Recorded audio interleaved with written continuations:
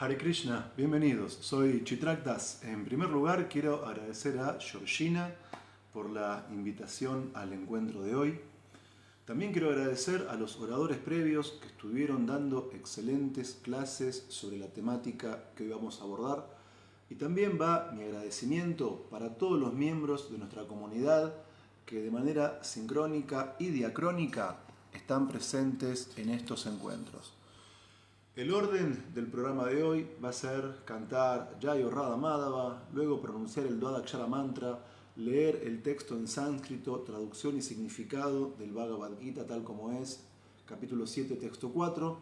Voy a dar un breve comentario sobre el mismo y ustedes pueden dejar sus preguntas en la sección de comentarios que van a ser respondidas al final de la clase.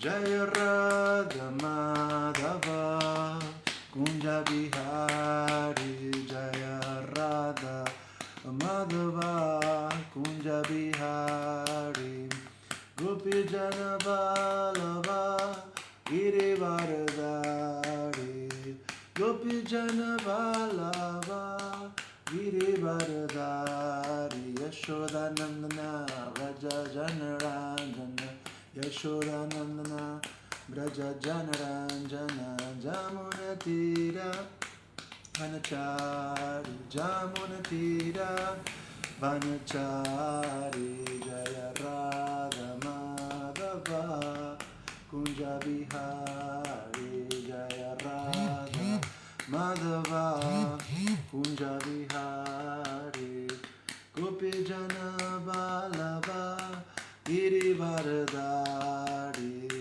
Gopi Jana Vallabha Girivardhari Yashodanandana Braja Janaranjana Yashodanandana Braja Janaranjana Jamunatira Vanachari Jamunatira Vanachari Jaya Radha Madhava Kunja Bihari Jaya Radha Madhava Kunja Bihari Gopi Jana Vallabha Girivardhari Gopi Jana Vallabha Girivardhari Yashodanandana Braja Janaranjana Yashodanandana Braja Janaranjana Jamunatira Vanachari Jamunatira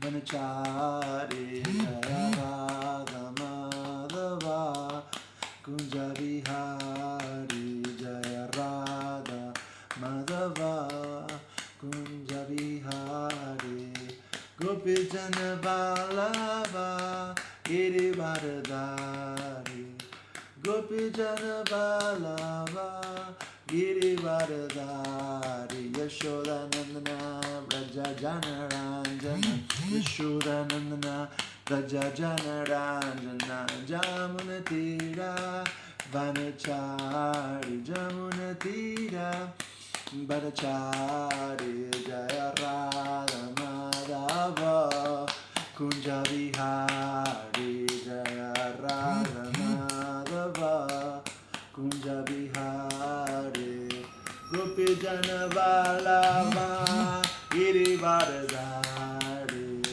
Gopi Jana Vallabha Girivardhari Yashodanandana Braja Janaranjana Yashodanandana Braja Janaranjana Jamunatira Vanachari Jamunatira Vanachari Jaya Radha Madhava Kunja Bihari Jaya Radha Madhava Kunja Bihari.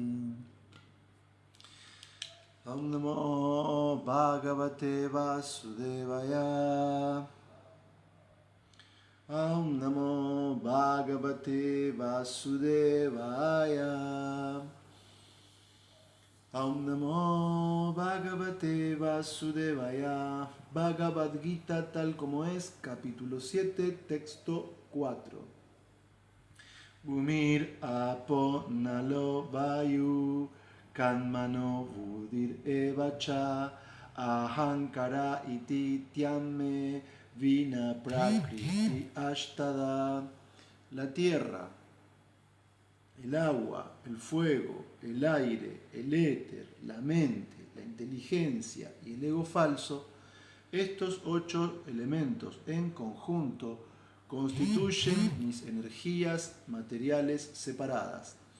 Traducción y significado por su divina gracia, A.C. Bhaktivedanta Swami, Srila Prabhupada Ki Jai. La ciencia de Dios analiza la posición constitucional de Dios y sus diversas energías. La naturaleza material se denomina Prakriti o la energía del Señor en sus diferentes encarnaciones, expansiones, Purusha, tal como se describe en el Stwata Tantra.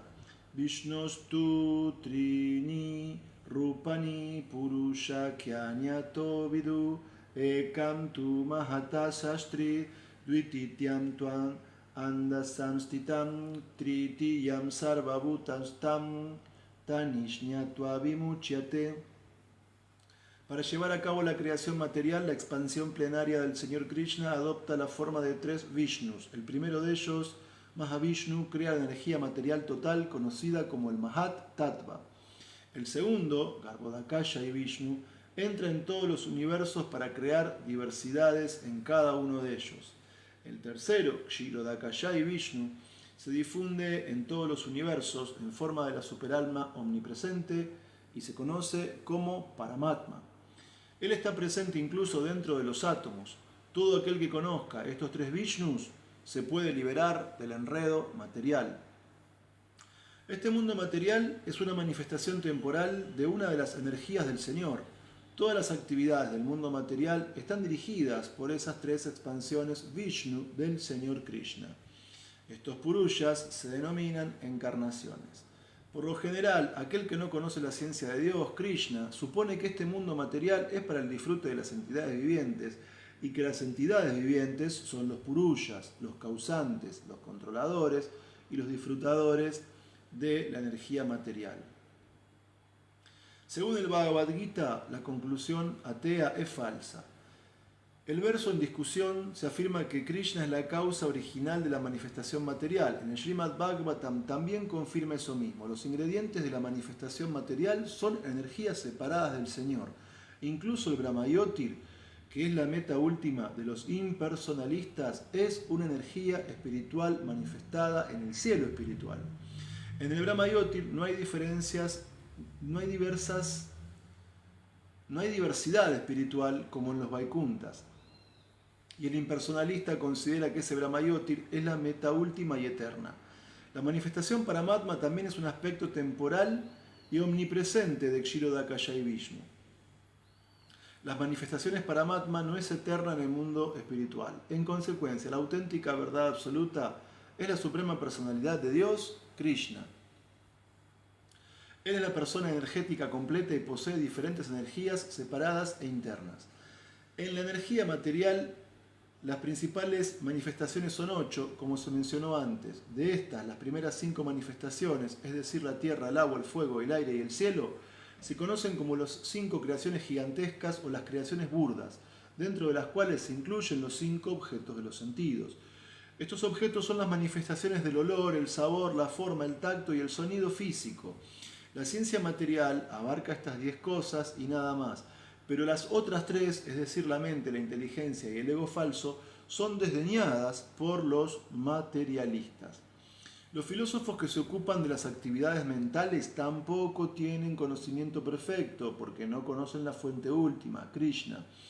El ego falso, yo soy y es mío, que constituye el principio básico de la existencia material, comprende 10 órganos de los sentidos para las actividades materiales. La inteligencia se refiere a la creación material total denominada Mahatattva. Por lo tanto, las 8 energías separadas del Señor se manifiestan los 24 elementos del mundo material que constituyen el tema de la filosofía Samkhya, atea. Originalmente ellas son productos de las energías de Krishna y están separadas de él. Pero los filósofos Samkhya ateos que poseen muy escaso conocimiento no saben que Krishna es la causa de todas las causas. El tema que se discute en la filosofía Sankhya trata únicamente de las manifestaciones de la energía externa de Krishna, tal como se describe en el Bhagavad Gita. Bhumirapo nalo vayu kamano budir evacha ahankara iti tianme vina prakritir ashtada. La tierra, el agua, el fuego, el aire, el éter, la mente, la inteligencia y el ego falso, estos 8 elementos en conjunto constituyen mis energías materiales separadas. Om Agyana Timirandasya Gyanangyana Shalakaya Chakshurumilitam Tasmai Shri Gurave Namaha. Sri Krishna Chaitanya Prabhu Nityananda Shri Advaita Gadadhar Shrivasadi Gaura Bhaktavrindam. Hare Krishna Krishna Krishna Hare Hare Hare Rama Rama Rama Hare Hare Vanchakalpatarubhyascha Kripa Sindhubhya Evacha Patitanam Pavanebhyo Vaishnavebhyo Namo Namaha.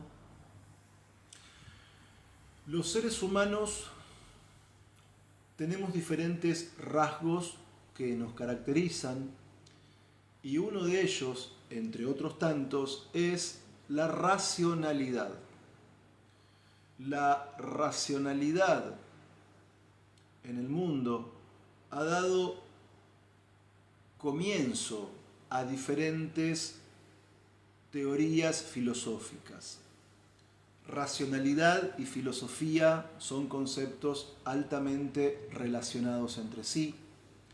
Y específicamente la filosofía, en la medida que plantea diversas preguntas, da lugar al desarrollo de diferentes ramas de la misma. Entre ellas, cuando la filosofía busca comprender el origen y la estructura de la realidad, desarrolla un tipo de disciplina filosófica denominada en sentido técnico en el mundo occidental como metafísica, es decir, aquello que está más allá del plano físico.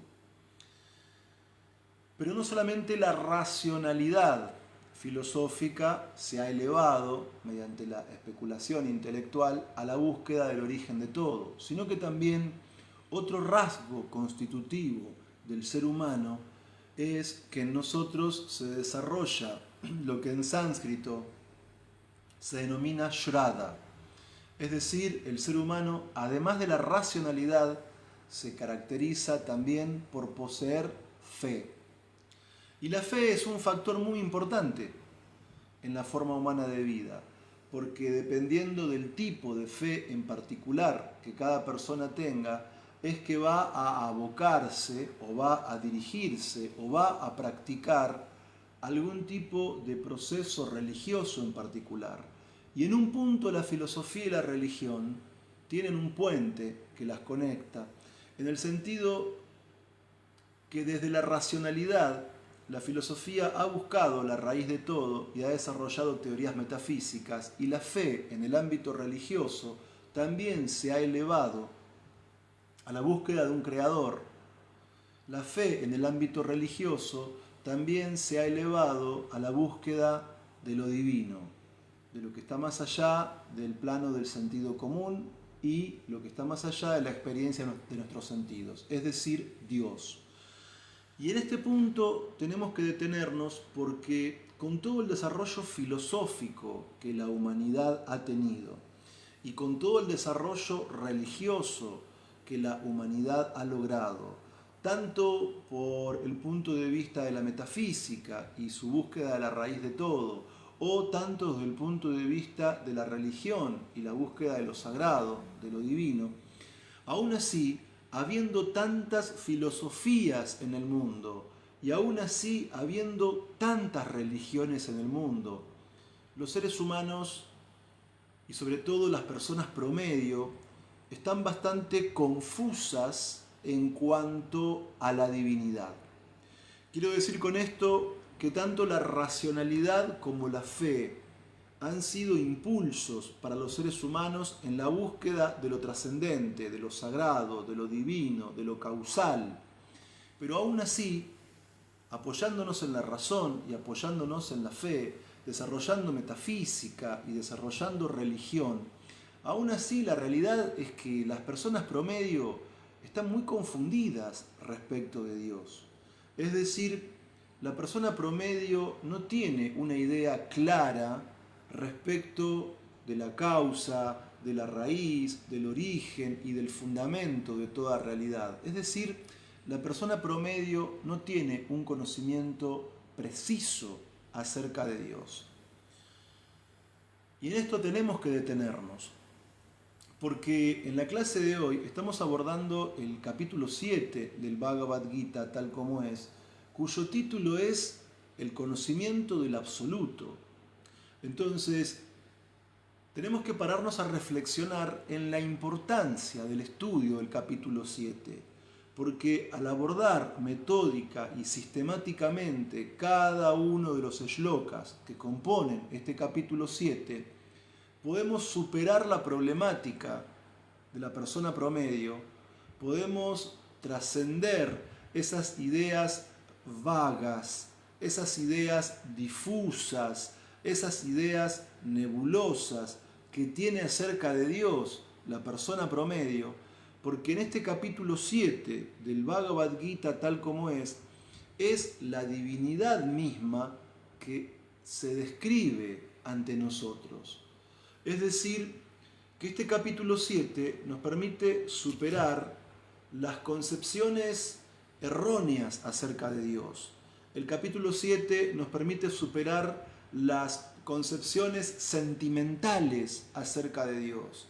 El capítulo 7 nos permite trascender las nociones especulativas acerca de Dios, porque en este capítulo 7 el conocimiento del absoluto es Krishna mismo, la suprema personalidad de Dios, el cual nos describe su identidad espiritual y su aspecto como ser supremo.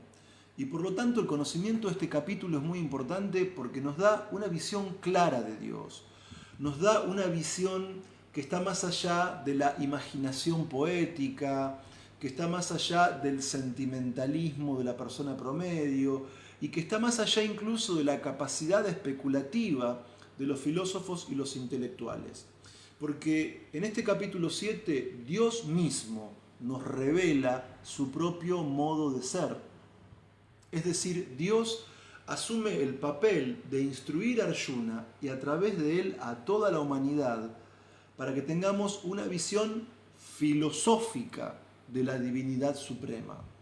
Es decir, esta visión filosófica implica conocer a Dios de manera clara, de manera precisa y de manera profunda. Entonces, en este punto, podemos observar que al analizar la estructura total del significado, hay dos términos que son muy importantes. Por un lado, la palabra sánscrita purusha y por otro lado, la palabra sánscrita prakriti. Y para poder lograr una comprensión cabal de estos dos términos, es que tenemos que analizar los puntos claves de este significado. Tanto en el capítulo 10 del Bhagavad Gita, como en el canto 1, capítulo 1, shloka 1 del Srimad Bhagavatam, encontramos una visión filosófica acerca de Krishna, que trasciende el sentimentalismo de la persona promedio, que trasciende la imaginación poética y que trasciende la especulación intelectual y filosófica de los especuladores mentales. Es decir, al principio del Srimad Bhagavatam, en el canto 1, capítulo 1, shloka 1, nos encontramos específicamente con un mantra Gayatri, en el cual, sintéticamente hablando, se afirma que Krishna, el hijo de Vasudeva, es la causa de todas las causas. Es decir, ya encontramos en este shloka un postulado metafísico claro que nos permite comprender el origen divino de toda la realidad. Y en el Bhagavad Gita, tal como es, capítulo 10, texto 8, Krishna mismo afirma: yo soy la fuente de los mundos materiales y espirituales y todo ha emanado de mí. Entonces, para aproximarnos a esta idea de Purusha que se desarrolla en el significado de hoy, Entonces tenemos que partir de concepciones metafísicas que tienen su apoyo yástrico en el primer canto del Bhagavatam y en el 10º canto del Bhagavad Gita, donde podemos comprender que Krishna no es un hombre común, que Krishna no es algún yogi que por hacer austeridades desarrolló algún tipo de sabiduría. Podemos comprender que Krishna no es un semidios más del panteón hindú. Podemos comprender que Krishna no es tampoco una manifestación temporal del Brahman impersonal, y específicamente en el significado de hoy podemos comprender que Krishna tampoco es, como a veces popularmente se afirma, que Krishna es un avatar o una encarnación de Vishnu, sino que tanto el primer canto del Srimad Bhagavatam como el 10º capítulo del Bhagavad Gita afirman que Krishna es la suprema personalidad de Dios original. Y específicamente el primer canto del Bhagavatam dice que Krishna es Param Satyam, la suprema verdad absoluta. Entonces, este punto es muy importante para entender esta categoría filosófica denominada Purusha. Purusha hace referencia a la causa de todo. Purusha hace referencia al controlador de todo. Y Purusha hace referencia al disfrutador de todo. Entonces, la causa de todas las causas y la suprema verdad absoluta es Krishna, porque es la suprema personalidad de Dios original. Y de Krishna emanan diferentes expansiones plenarias. Y de las expansiones plenarias de Krishna emanan los Vishnu Purusha Avatar. Es decir,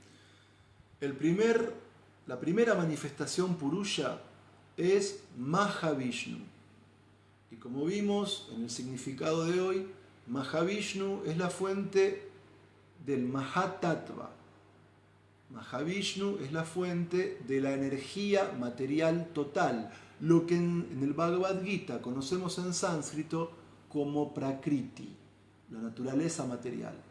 Entonces, cuando Mahavishnu ingresa en su estado de yoga nidra, de sueño trascendental, de los poros de su cuerpo emanan los universos materiales. Y luego, ese primer avatar Purusha, Mahavishnu, se expande en una segunda forma Purusha, que es Garbhodakashai Vishnu. Y Garbhodakashai Vishnu, específicamente, entra en todo y cada uno de los universos materiales. Llena la mitad de cada universo con su propia agua corporal, se recuesta sobre su lecho, que es el propio Ananta Shesha, y del ombligo de Garbhodakashai Vishnu surge una flor de loto, de la cual se manifiesta Brahma, el primer ser creado, el arquitecto del universo. Y es Brahma el cual establece las divisiones en cada universo de los sistemas planetarios inferiores, medios y superiores. Y Brahma produce a los seres conocidos como Prajapatis, que permiten poblar el universo con diferentes formas de vida. Y dentro del cuerpo de cada forma de vida se manifiesta una tercera forma del Purusha, que es Kshirodakashai Vishnu, que técnicamente en el significado de hoy se lo denomina como Paramatma, Param Atma, el alma trascendental. Y Paramatma no está solamente en el corazón de los seres humanos. Paramatma está en el interior de cada ser vivo. Plantas, insectos, animales, hombres, semidioses. En todo y cada uno de los cuerpos donde hay almas espirituales nos encontramos también con la presencia de Paramatma. Y así como es muy importante la función Purusha de Mahavishnu, porque de él emana el Mahatattva, la Prakriti, la energía material total. Y así como es muy importante la expansión Purusha de Garbhodakashai Vishnu, porque entra dentro de todos y cada uno de los universos materiales y de él se produce el arquitecto original, Brahma. También es muy importante el tercer aspecto Purusha, Paramatma, porque como Paramatma está en el corazón de todos, De él proviene el recuerdo, el conocimiento y el olvido. Es decir, Paramatma ilumina la inteligencia de los seres humanos para que podamos seguir en función de nuestros deseos los diferentes caminos de la vida. Y Paramatma es el controlador supremo y se manifiesta como el tiempo eterno para que pueda desplegarse el destino creado por cada una de las entidades vivientes en función de su propio libre albedrío. Entonces, aunque en el mundo entero la racionalidad ha producido diversas filosofías, aunque en el mundo entero la fe ha dado lugar a la adhesión a diferentes religiones, aunque tanto metafísicamente como teológicamente se ha indagado acerca de Dios, la realidad es que la persona promedio sabe muy poco de Dios. Y si sabe algo de Dios, tiene una concepción vaga, difusa, imprecisa. En este capítulo 7 del Bhagavad Gita tal como es, denominado el conocimiento del absoluto, Krishna mismo expone el conocimiento de su naturaleza para que podamos comprender su identidad espiritual y su posición como ser supremo.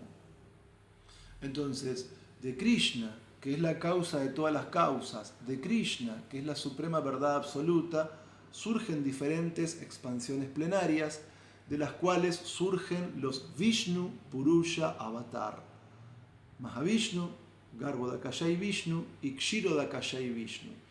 Y de Mahavishnu emana la energía material total, la Prakriti, el Mahatattva.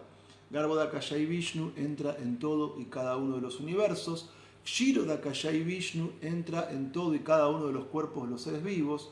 Como Paramatma, él guía a la entidad viviente por los diferentes caminos de la vida y también Kshirodakashai Vishnu cumple una función muy importante en el mundo material porque de él emanan los diferentes avatar o encarnaciones de la Suprema Personalidad de Dios que se manifiestan en su forma espiritual, original y eterna en estos mundos materiales. Excepto Krishna, que no emana de Kshirodakashai Vishnu, porque como dice el primer canto del Bhagavatam, capítulo 3, Krishnastu Bhagavan Swayam.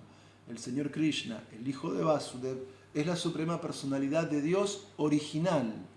De las expansiones de Krishna surgen las formas de Vishnu, pero de Vishnu no surge Krishna, porque Krishna es Bhagavan, la suprema personalidad de Dios original.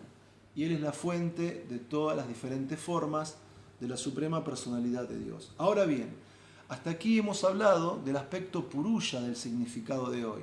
Y tenemos que, aunque mencionamos el término sánscrito prakriti, también tenemos que desarrollarlo analíticamente. Vimos que de Mahavishnu, ese primer Vishnu Purusha Avatar, surge el Mahatattva, surge la energía material total, que también es conocido en el Bhagavad Gita como Prakriti o naturaleza material. O a veces Krishna denomina a esta naturaleza material como Daivi Prakriti, naturaleza divina. Krishna se refiere a la materia como mi naturaleza divina, Daivi Prakriti. Entonces, así como tenemos tres Vishnu Purusha Avatar, Mahavishnu, Garbhodakashai Vishnu y Kshirodakashai Vishnu, también hay, filosóficamente hablando, divisiones analíticas dentro de la Prakriti. Es decir, la naturaleza física, la naturaleza material que nos rodea, puede ser analizada en 24 elementos que, como explica Srila Prabhupada en el significado de hoy, esos 24 elementos son el objeto de estudio de la filosofía Samkhya, que expuso Kapiladeva, un avatar de la Suprema Personalidad de Dios, a su madre Devahuti en el tercer canto del Srimad Bhagavatam. Pero así como hay un sistema Samkhya teísta, el de Kapila, también en la antigüedad en India se desarrollaron sistemas Samkhyas ateos que confunden al alma individual con la Suprema Personalidad de Dios, porque no consideran a Vishnu como el Purusha y consideran como Purusha a las almas individuales. Pero eso es un error, porque técnicamente Purusha es la causa de todo, el controlador de todo y el disfrutador de todo. Entonces, aunque las almas espirituales individuales tenemos en este mundo la tendencia al disfrute material, no somos el disfrutador supremo. Y aunque nosotros como almas individuales tenemos la tendencia a querer dirigir nuestra vida, a buscarle un sentido, tampoco somos el controlador supremo, porque hay fuerzas externas a nosotros que influyen en nuestro modo de pensar, en nuestro modo de vivir. Y tampoco como almas individuales somos la causa de todas las causas, porque esa es la posición que ocupa Krishna. Entonces, la filosofía Samkhya-Atea cae en un error bastante grueso al confundir al ser individual con el ser supremo. Entonces, entendemos que la prakriti o naturaleza material puede ser analizada minuciosamente en 24 elementos. Pero el punto es que los diversos elementos de la naturaleza material también pueden ser clasificados en dos grandes categorías que encontramos en el significado de hoy. Por un lado, tenemos la energía material burda. ¿Sí? Krishna está hablando de 8 elementos que componen su naturaleza material. Entonces, por un lado, el Mahatattva, la Prakriti, está compuesta por elementos materiales densos, elementos materiales burdos que nuestros sentidos pueden percibir, como la tierra, el aire, el fuego, el agua y todo lo demás. Es decir, en nuestros propios cuerpos, como almas condicionadas, encontramos elementos sólidos, encontramos elementos líquidos, encontramos la capacidad respiratoria, encontramos una cierta temperatura corporal, lo cual es presencia de tierra, agua, fuego, aire y éter. Pero a su vez también la prakriti o la naturaleza material no solamente está compuesta por estos 5 elementos burdos, sino también por 3 elementos sutiles: mente, inteligencia y ego falso. La mente es un elemento sutil, no puede ser visto a primera vista por los ojos burdos. Y la mente como elemento sutil tiene varias funciones, como pensar, sentir y desear. El Bhagavad Gita habla mucho acerca de la mente. En el capítulo 6 del Bhagavad Gita se habla de la importancia del control de la mente, porque una mente descontrolada es el peor enemigo para nosotros. Una mente descontrolada es una mente que está llena de ansiedad, es una mente que está llena de lamentación, es una mente que está llena de temor, y por lo tanto una mente descontrolada es fuente de sufrimiento para el alma condicionada. Por eso vemos que en el Bhakti Yoga, en el Ashtanga Yoga, en el Jnana Yoga y en los diversos tipos de yoga, tiene que haber control de la mente, porque sin control de la mente no hay avance espiritual. Por eso es que Krishna constantemente en diversos shlokas del Bhagavad Gita le dice a Arjuna: tan solo piensa en mí, vuélvete devoto mío. O también Krishna dice en el capítulo 8 del Bhagavad Gita: ocupa tu mente e inteligencia en mí, piensa siempre en mí. Entonces vemos que en la práctica del yoga, educar nuestra mente mediante el conocimiento de las shastras es fundamental para poder alcanzar la perfección en la vida espiritual. Entonces, hablamos de que la prakriti está compuesta por 24 elementos. Vimos que en la prakriti hay elementos burdos, la tierra, el agua, el fuego, el aire, el éter, pero que también en la prakriti hay elementos sutiles, y del primero que hablamos es de la mente, la cual piensa, siente y desea. Y por lo tanto, los que practicamos Bhakti Yoga tenemos que intentar, mediante la meditación en el Maha Mantra Hare Krishna, Krishna Krishna, Hare Hare, Hare Rama, Rama Rama, Hare Hare, que nuestra mente siempre esté absorta en Krishna. Cuando leemos el Néctar de la Devoción de Rupa Goswami, vemos que hay muchísimos principios regulativos establecidos en esa shastra, pero el principio regulativo más importante en la práctica del Bhakti Yoga es recordar siempre a Krishna. tener la mente absorta en Krishna. Bien, hablamos de la mente como elemento sutil. Vayamos a otro de ellos, la inteligencia. La inteligencia, ontológicamente hablando, es superior a la mente. La inteligencia es lo que nos da la capacidad de discernir. Y por eso es que la inteligencia tiene que ser elevada mediante la lectura y el estudio de las Shastras, como el Bhagavad Gita y el Srimad Bhagavatam. Porque si la mente no está nutrida por el conocimiento trascendental, entonces se deja arrastrar por la mente, y a su vez la mente se deja arrastrar por los sentidos. Por eso la inteligencia tiene como función controlar la mente, y la mente tiene como función controlar los sentidos.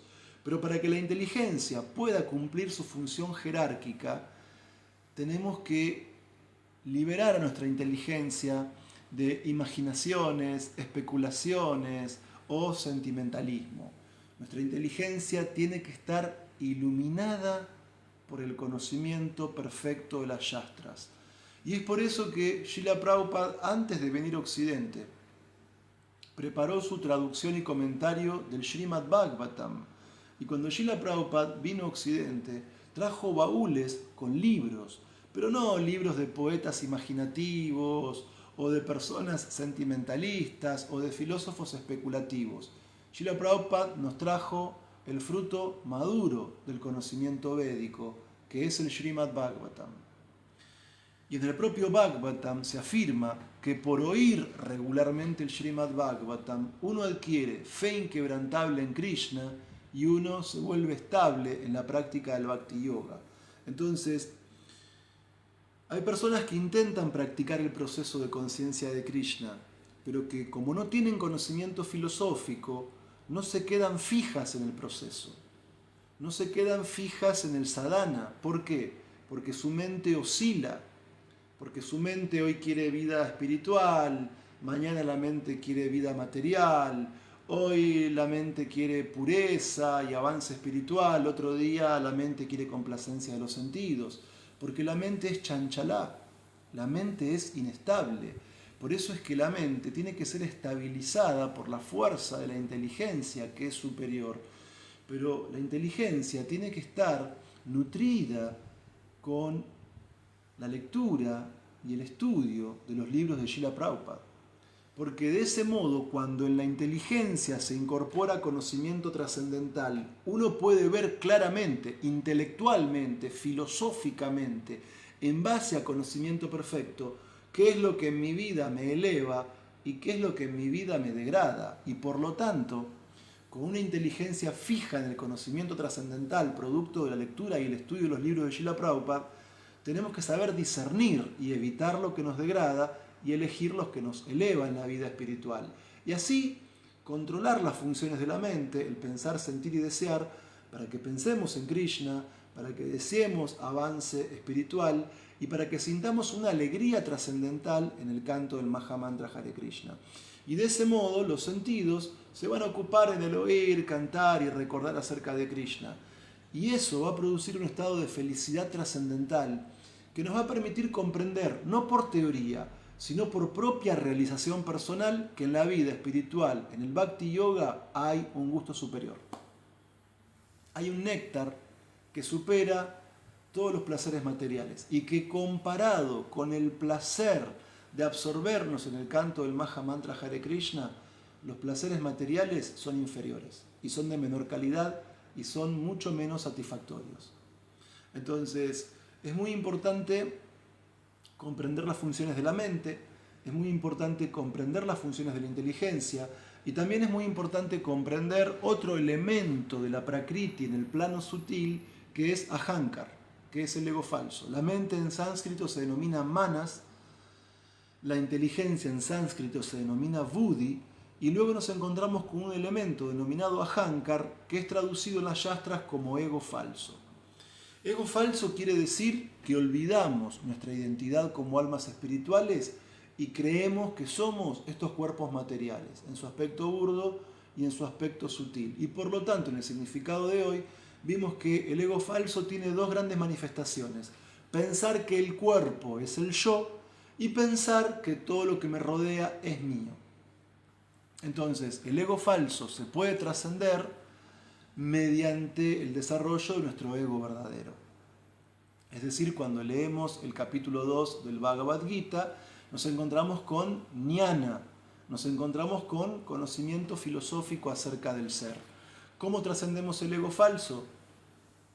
Cuando filosóficamente estamos fijos en la comprensión de que no somos el cuerpo material, sino almas espirituales y partes eternas de Krishna. Simultáneamente uno y diferente de Krishna. Entonces, cuando uno comprende eso, gradualmente y paso a paso y con la práctica del sadhana y del seva, uno trasciende poco a poco el ego falso y se sitúa en el plano del ego verdadero. Y cuando uno se sitúa en el plano del ego verdadero, le encuentra muchísimo más sentido a la vida espiritual, le encuentra muchísimo más sentido a la disciplina del sadhana. Cuando uno se sitúa en el ego verdadero, entonces uno se vuelve metódico en la vida espiritual, uno se vuelve disciplinado en la vida espiritual, uno se vuelve autocontrolado en la vida espiritual, dentro, por supuesto, de la propia capacidad que cada cual tiene. Porque algunos Vaishnavas somos Kanishtas Adhikaris, otros Vaishnavas son Madhyamas Adhikaris y otros Vaishnavas son Uttama Adhikari. Pero cuando uno comprende su ego real, uno se vuelve fijo y determinado en la práctica del Bhakti Yoga, porque le encuentra un sentido. Porque entiende que el Bhakti Yoga es la posición constitucional del alma, como parte eterna de Krishna. Porque uno entiende que el Bhakti Yoga, el restablecimiento de nuestra relación amorosa con Krishna, es la función del alma y el sentido de la existencia. De ahí que tenemos que superar el ego falso, de ahí que tenemos que nutrir la inteligencia con el conocimiento de las Shastras, darnos un espacio día a día para estudiar un shloka del Bhagavad Gita, para estudiar un shloka del Srimad Bhagavatam, para poder leer, para compartir con otros este conocimiento trascendental, tanto en forma de una charla entre Vaishnavas, o en la forma de una clase, o en la forma de la distribución de los libros de Srila Prabhupada. Pero es fundamental este conocimiento trascendental para que la inteligencia pueda discernir y diferenciar claramente qué nos degrada y qué nos eleva, para poder elegir libre, voluntariamente y filosóficamente, con un conocimiento profundo, el camino de la autorrealización y dejar de lado todo lo inferior, lo desabrido y la degradación.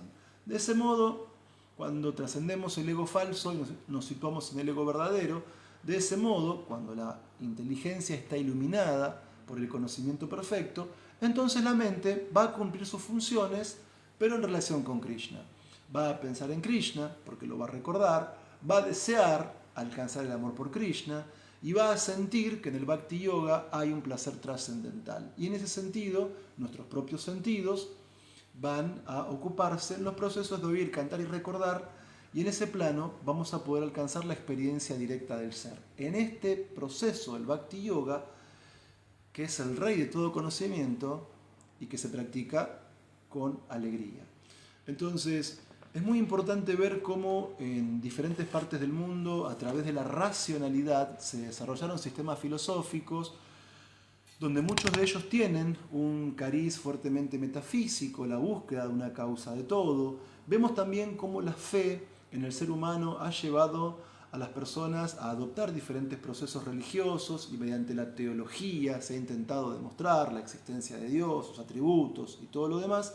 Pero también sabemos por experiencia personal y por conocer el mundo que nos rodea que en general la gente promedio tiene acerca de Dios un conocimiento difuso, vago e impreciso, que a veces es fruto del sentimentalismo, que a veces es fruto de la imaginación o que a veces es fruto de la especulación mental. Entonces, este capítulo de hoy, el capítulo 7 del Bhagavad Gita, es muy importante y ya su título indica el valor que tiene, porque se denomina el conocimiento del absoluto. Y en este capítulo específicamente Krishna habla acerca de su propia identidad y de su posición como el Ser Supremo. Y el conocimiento de este capítulo nos permite trascender las creencias erróneas acerca de Dios y nos dota de una visión filosófica, de una visión clara y de una visión profunda que la gente inteligente toma como base de conocimiento para tener un fundamento sólido en la práctica del Bhakti Yoga. En el significado de hoy vimos que hay dos conceptos muy importantes, Purusha y Prakriti, y cuando hablamos de Purusha hay tres, Avatar Purusha, Mahavishnu, Garbhodakaya Vishnu y Kshirodakaya Vishnu, los cuales surgen de expansiones plenarias del propio Krishna, que es la causa de todas las causas y la suprema verdad absoluta, y además de Purusha, en el significado de hoy, de este Purusha, que es la causa de todo, que es el controlador de todo y el disfrutador de todo, en relación con el Purusha, en sentido dual, también se habla de Prakriti, de la naturaleza material, la cual tiene elementos burdos, tierra, agua, fuego, aire y éter, y tiene elementos sutiles, mente, inteligencia y ego falso. Entonces, a partir del conocimiento de las Shastras, tenemos que dejar el ego falso y situarnos en el ego verdadero. A partir del conocimiento de las Shastras, tenemos que iluminar nuestra inteligencia con una concepción clara acerca de nuestra identidad como almas individuales, acerca de Krishna como el Ser Supremo y acerca del Bhakti Yoga como el proceso que nos une amorosamente a la Suprema Personalidad de Dios. Y de ese modo, en base a ese conocimiento yástrico, nuestra mente siempre va a poder estar absorta en Krishna, de manera directa y de manera indirecta.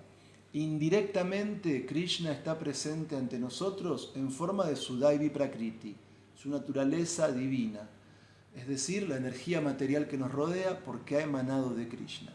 Y una persona filosóficamente despierta puede ver en esta energía material la presencia de la Suprema Personalidad de Dios. Incluso en el Srimad Bhagavatam, canto 2, capítulo 1, si uno no es muy avanzado espiritualmente, se recomienda meditar dentro de este mundo material en la forma Virat de la Suprema Personalidad de Dios, en la forma Virat Rupa, comprendiendo que las diferentes partes de este universo material son diferentes partes de la forma universal de la Suprema Personalidad de Dios. Entonces, indirectamente, una persona que tiene una inteligencia nutrida por conocimiento perfecto, a través de la materia puede percibir a Dios.